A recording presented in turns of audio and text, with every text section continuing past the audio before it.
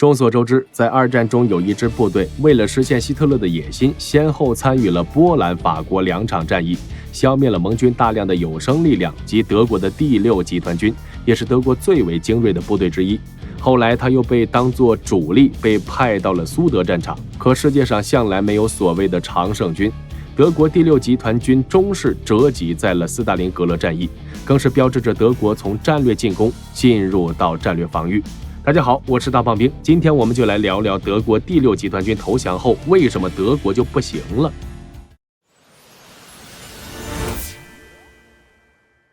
想要了解这个问题，首先就要知道德国第6集团军的战力问题。它的前身是第10集团军，是专门为战争而生的种子部队。1939年，为了那场闪击波兰的行动，第10集团军被精心打造出来。在波兰战场上，它就像一把锋利的快刀，迅速撕开了波兰军队的防线。波兰的抵抗在它的攻势下显得不堪一击，德军很快就将波兰纳入囊中。第10集团军在这场战役里立下了汗马功劳，也为自己的辉煌履历写下了浓墨重彩的一笔。紧接着1940年，欧洲的局势风云变幻，德军把目光瞄准了法国，第10集团军顺势摇身一变成了第6集团军。此时他麾下有4个军，兵力达到了20万人。在法国战役中，第6集团军被安排在 B 集团军群，他接到的任务是在荷兰、比利时地区来一场逼真的表演佯攻。其中第6集团军作为主力，牢牢地将盟军主力吸引在荷兰、比利时、卢森堡3国附近，使得 A 集团军可以从阿登森林地区猛地杀出，一路狂飙到了大海边，仅仅用时42天的时间就让法国宣布投降。德军在这场战役中仅仅付出 2.7 万人阵亡的代价，就取得了重大胜利。其中第6集团军扮演的角色不可谓不重要。当时间来到1942年，这时候的第6集团军已经成长为一支让人望而生畏的强大力量，总兵力达到了26万人，相当于一些小国的全部兵力。它的编制十分复杂且精良，下辖多个装甲师、摩步师、步兵师，还有炮兵团、高炮师等。光是装甲师就有第16装甲师、第24装甲师，这些装甲师的装备堪称一流，坦克、半履带装甲车、机械化步兵协同作战，是战场上的钢铁洪流。拿德国的3号坦克来说，装备着50毫米炮，在战场上可以和苏联的 T-34坦克一较高下。除了装甲部队，第6集团军的炮兵力量也十分强大，拥有4个直属野战炮兵团、7个炮兵营、2个火箭炮团、2个迫击炮团。在哈尔科夫战役中，这些炮兵就展现出了恐怖的实力，仅仅靠炮兵部队就把苏军1个集团军的阵地在1天之内炸得稀巴烂。后来在苏德战争爆发后，第6集团军更是如鱼得水，成为了德军在东线战场的王牌部队。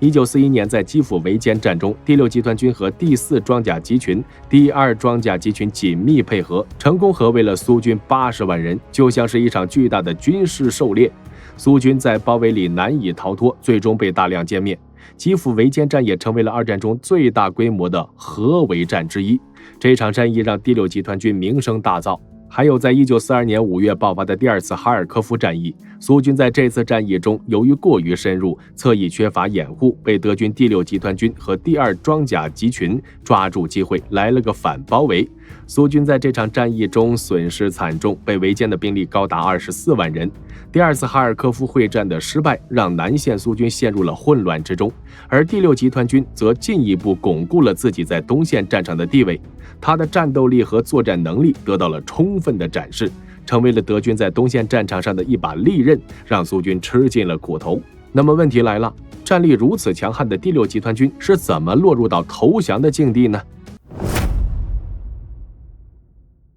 ？1942年，为了尽快结束苏德战争，希特勒却做出了一个大胆又疯狂的决定，他将目光死死地盯在了斯大林格勒这座城市上。这座城市位于伏尔加河下游，是苏联内河航运的重要枢纽，就像一把锁，锁住了苏联南北交通的咽喉。这里还拥有丰富的工业资源，煤炭、石油、钢铁应有尽有，是苏联工业的重要支柱。对于希特勒来说，占领斯大林格勒就意味着切断了苏联的南北交通线，让苏联红军陷入孤立无援的境地，还能掠夺这里的工业资源，为德国的战争机器注入源源不断的动力。更重要的是，斯大林格勒以斯大林的名字命名，占领它能给苏联人民的士气带来沉重打击，说不定还能迫使苏联政府投降。为了实现这个目标，希特勒下令 B 集团军群发起进攻，而第6集团军作为 B 集团军群的主力，成为了攻打斯大林格勒的先锋。战斗刚一开始，第6集团军和第4装甲集团军联手攻城，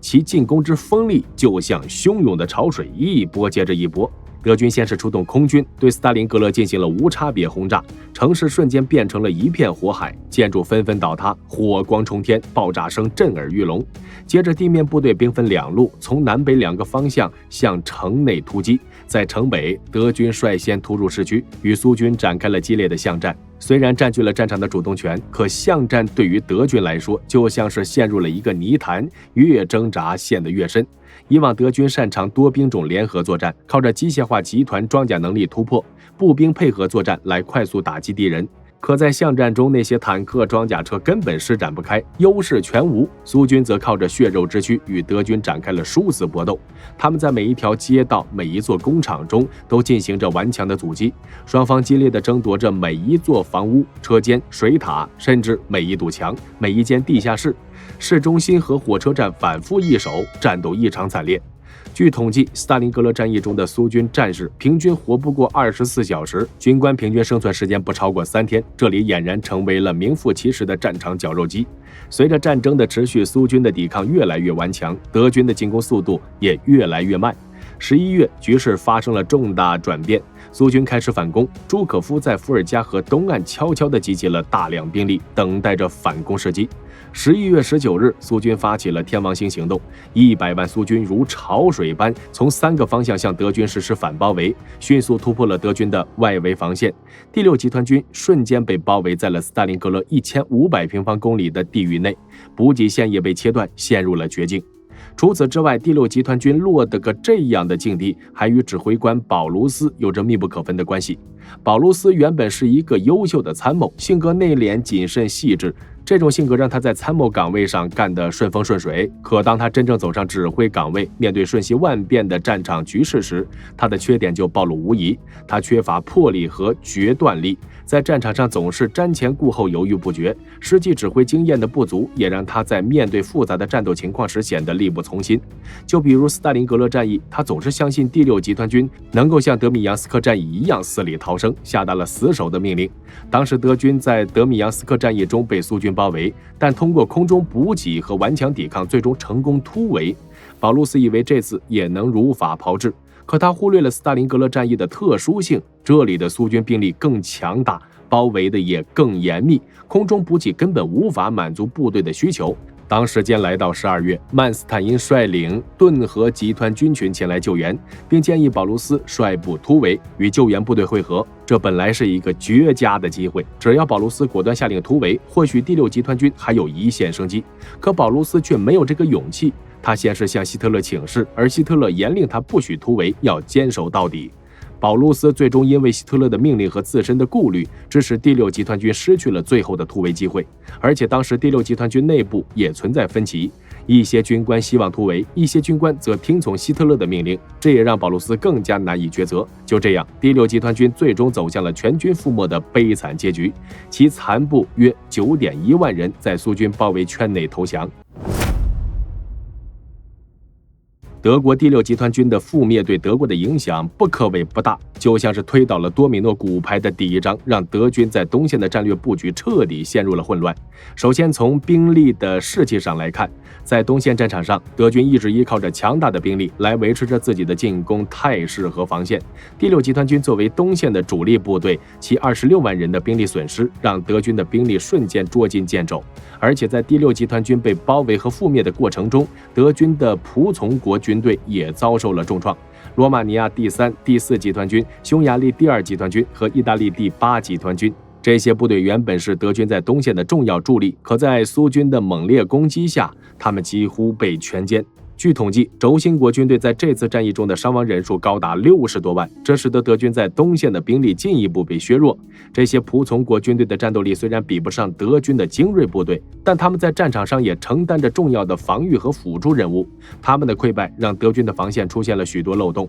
苏军可以轻而易举地突破这些薄弱环节，对德军展开更加猛烈的进攻。除了兵力上的损失，德军的士气也一落千丈。曾经德军士兵们坚信自己是不可战胜的，他们在战场上勇往直前，充满了信心。可第6集团军的投降就像一盆冷水，浇灭了他们心中的希望之火。士兵们开始对战争的胜利产生了怀疑，他们不再像以前那样相信德军能够取得最终的胜利。在面对苏军的反攻时，许多士兵都表现出了恐惧和退缩的情绪，他们害怕自己也会像第6集团军的士兵一样陷入绝境，最终投降或者战死。除此之外，第6集团军的覆灭还彻底打乱了德军在东线战场上的战略计划。原本德军试图通过进攻斯大林格勒来实现切断苏联南北交通线、掠夺工业资源、打击苏联士气等一系列战略目标，可随着第6集团军的投降，这些计划都化为了泡影。德军不得不放弃原本的进攻计划，转而采取被动防守的策略。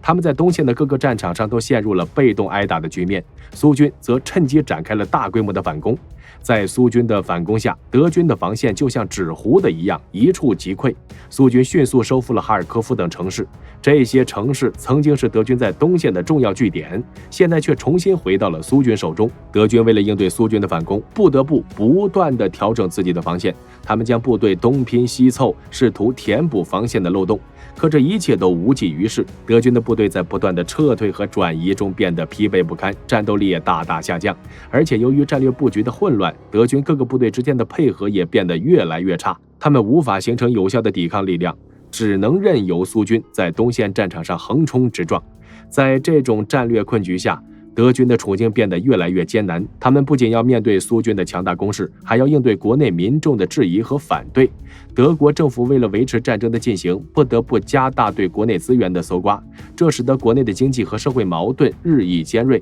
而在战场上，德军的失败也让他们失去了国际上的支持。曾经的盟友们开始对德国产生了怀疑，不再像以前那样全力支持德国的战争行动。可以说，第6集团军的投降让德军在东线战场上陷入了万劫不复的境地，也让德国在2战中的命运逐渐走向了失败的深渊。